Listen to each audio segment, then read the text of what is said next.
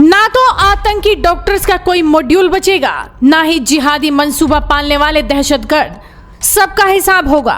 आतंकी हमलों से पूरे देश को दहलाने की साजिश रचने वाले डॉक्टर शाहीन को सजा मिलेगी और उसके मददगारों को भी इसकी कीमत चुकानी पड़ेगी, क्योंकि यह योगी का प्रण है। लाल किले के पास धमाके के मामले में मैडम सर्जन के बाद अब अगला नंबर उसके डॉक्टर मॉड्यूल में शामिल दहशतगर्दों का है। उमर ने धमाका कर दिल्ली को तो दहला दिया, लेकिन अब ऐसे हमले न होने पाए, इसीलिए जांच एजेंसी आतंकियों पर शिकंजा कस रही हैं। दिल्ली धमाकों के बाद अब उत्तर प्रदेश में भी सख्ती बरती जा रही है।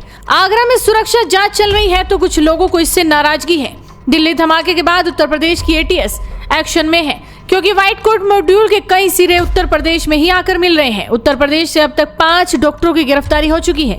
कानपुर, सहारनपुर, शामली से लेकर लखीमपुर तक जांच एजेंसियां दबिश दे रही हैं। यूपी पुलिस ने भी सतर्कता बढ़ा दी है। इसका असर अब आगरा में भी दिखने लगा है। आगरा में पुलिस ने मस्जिदों के इमामों से कहा है कि बाहर के जो लोग आकर मरकज में ठहरते हैं उनकी जानकारी पुलिस को दें। पुलिस ने आगरा में मंटोला इलायची की रमजानी मस्जिद में ठहरी जमात को वेरिफिकेशन के लिए बुलाया तो इससे भी हड़कंप मच गया और मुस्लिम समाज के तमाम लोग थाने पर पहुंच गए। इसी आगरा के एसएन मेडिकल कॉलेज में डॉक्टर परवेज पढ़ा है। बतौर सीनियर रेजिडेंट डॉक्टर 6 महीने तक वहां पर काम किया। आगरा में डॉक्टर परवेज का नेटवर्क एक्टिव होने की आशंका भी है और यही वजह है कि आगरा में सख्ती बरती जा रही है। वहीं जांच एजेंसियों के रडार पर यूपी में काम करने वाले करीब 200 डॉक्टर और मेडिकल स्टूडेंट हैं, जो कि कश्मीरी मूल के हैं।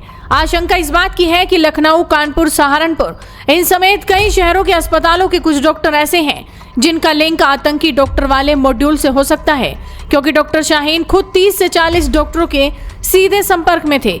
इसीलिए अब यूपी एटीएस की टीम जल्द ही श्रीनगर जाने वाली है, ताकि मैडम सर्जन डॉक्टर शाहीन से सवाल जवाब करके उसके आतंकी नेटवर्क के एक डॉक्टर्स का पता लगाया जा सके। आतंकी डॉक्टर्स के इस नेटवर्क का एक सिरा सहारनपुर से गिरफ्तार डॉक्टर आदिल से भी जुड़ा हुआ है, जिसे सबसे पहले गिरफ्तार किया गया था। डॉक्टर आदिल की शादी पिछले महीने हुई थी, जिसमें सहारनपुर के अस्पताल के कई डॉक्टर और स्टाफ शामिल हुए थे।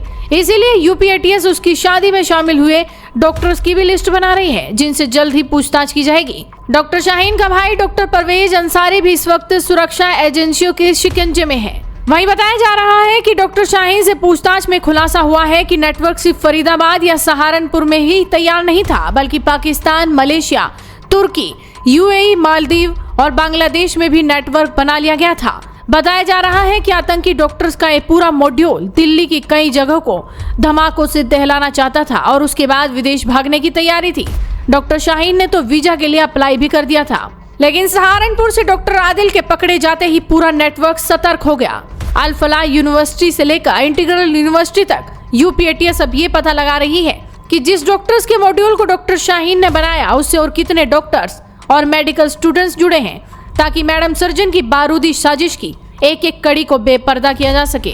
डॉक्टर शाहीन दिसंबर 2013 में अपना कार्यभार सौंपकर अवकाश पर गई थी, लेकिन फिर नहीं लौटी। इसके बाद 8 साल बाद 2021 में उसे बर्खास्त कर दिया गया। ये जानकारी किसी को न होती अगर दिल्ली बम धमाकों में उसका नाम ना आता, लेकिन अब पता चला है कि कानपुर के मेडिकल कॉलेज के 7 और डॉक्टर उसी तरह से लापता हैं। शाहीन के टेरर नेटवर्क की पर्दे खोलने के लिए एजेंसियां कानपुर और आसपास के संवेदनशील इलाकों में हेल्थ कैंप लगाने वाले एनजीओ की भी पड़ताल कर रही है। ये देखा जा रहा है कि इन्हें पैसा कहां से आता था।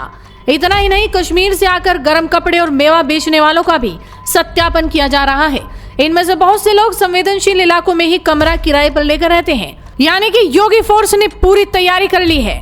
आतंकी मॉड्यूल को बख्शा नहीं जाएगा। वीडियो को शेयर कीजिए और जुड़े रहिए हेडलाइंस इंडिया के साथ।